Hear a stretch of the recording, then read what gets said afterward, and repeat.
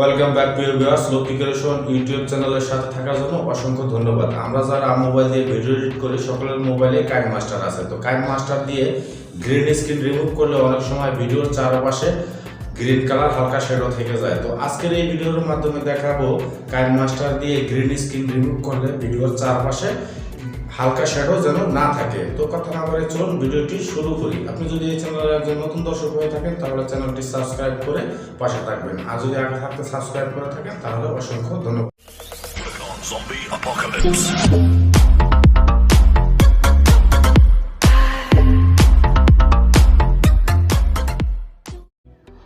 তো চলে আসলাম মোবাইল স্ক্রিনে এসে আমরা KineMasterটি ওপেন করলে এরকম একটি ইন্টারফেস শো করবে। উপরে ক্রিয়েট নিউ এখানে ক্লিক করে অ্যাসপেক্ট রেশিও 16:9 সিলেক্ট করে নেক্সটে ক্লিক করব। যেহেতু আমরা গ্রিন স্ক্রিনের ব্যাকগ্রাউন্ড রিমুভ করব, তো সেই ক্ষেত্রে আগে আমরা একটা ব্যাকগ্রাউন্ড সিলেক্ট করে নেব। তো আমি এই হলুদ কালার ব্যাকগ্রাউন্ডটা সিলেক্ট করে ব্যাকগ্রাউন্ডটা একটু টেনে বড় করে দিলাম। তো এখন লেয়ার থেকে মিডিয়া, এখান থেকে একটি ভিডিও ইম্পোর্ট করব। তো সেক্ষেত্রে এই ভিডিওটা নিলাম। তো এখানে ক্লিক করে ভিডিওটা আমরা ফুল স্ক্যান করে দেব। তো এখানে প্রপারলি যে কি কালারটা আছে তা আমরা ঠিকঠাক মতো বুঝতে পারতেছি না, দেখা যাচ্ছে তো গ্রিন কালার। তো এখানে যে কালারটা আছে এটা প্রপারলি বোঝার জন্য আমরা এখান থেকে একটি স্ক্রিনশট নেব।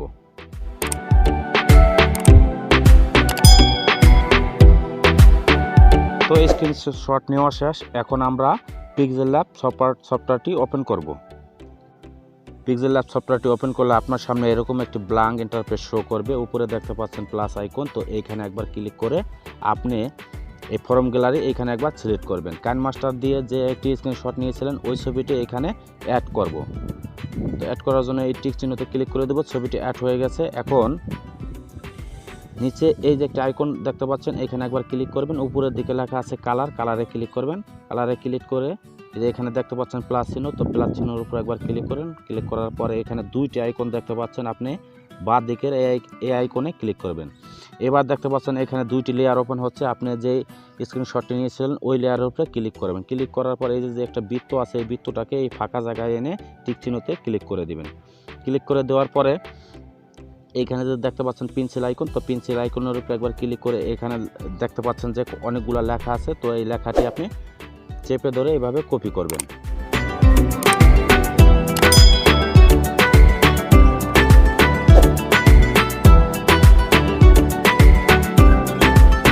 বাস, লেখাটি কপি করা শেষ। এখন আমরা চলে যাব আবারও সেই KineMaster-এ। তো KineMaster-এ এসে যে ভিডিওর ব্যাকগ্রাউন্ড রিমুভ করবেন ওই ভিডিওটা সিলেক্ট করবেন। সিলেক্ট করে নিচে ক্রোমা কি এটাকে এনাবল করেন। এনাবল করার পরে এই যে দেখতে পাচ্ছেন কালারের মতন একটি আইকন, তো এইখানে ক্লিক করে নিচের এই যে এই তিনটা ডট এইখানে ক্লিক করবেন। এইখানে ক্লিক করে আপনি যে pixelLab সফটওয়্যার দিয়ে যে কালারটি কপি করেছিলেন ওই কালারটি এখানে পেস্ট করবেন। এখানে চেপে ধরবেন, এইভাবে পেস্ট করবেন।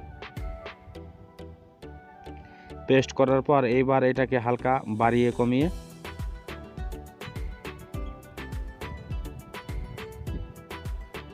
অ্যাডজাস্ট করে নেবেন। তো এখন কালারটি প্রপারলি রিমুভ হয় নাই, বডির চারপাশ দিয়ে হালকা একটা কালার রয়ে গেছে। তো এই কালারটি প্রপারলি রিমুভ করার জন্য আমরা লেয়ার এই অপশনে ক্লিক করব। তো এই অপশনে ক্লিক করে ইফেক্টে ক্লিক করব। একটু স্ক্রল ডাউন করে নিচে এসে দেখব কালার আইসোলেশন।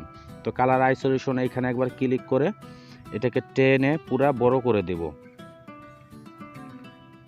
বড় করে দিয়ে এবার দেখতে পাচ্ছেন সেটিং, এই সেটিংয়ের ভিতরে এসে এই যে কালার লেখা আছে, তো এই কালার আইকনে আবার ক্লিক করবেন। ক্লিক করে এইখান থেকে এই গ্রিন কালারটি সিলেক্ট করবেন। সিলেক্ট করে এখানে দুইটি আইকন দেখতে পাচ্ছেন, এটাকে অ্যাডজাস্ট করে নেবেন।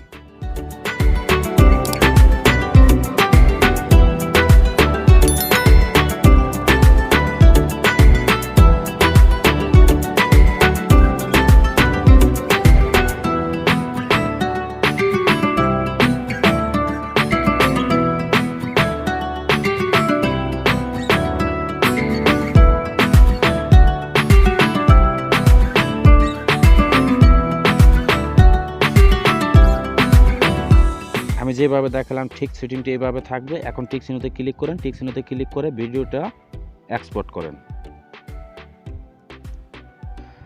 বাস অল্প কিছুক্ষণ সময় নিয়ে আপনার ভিডিওটি সেভ হয়ে যাবে। তো এইভাবে মূলত ভিডিওর ব্যাকগ্রাউন্ডের চারপাশে শেপের মতন হালকা যে একটা শ্যাডো থাকে এটাকে এভাবে রিমুভ করবেন। তো এই ছিল মূল ভিডিও। আশা করি ভিডিওটি ভালো লেগেছে।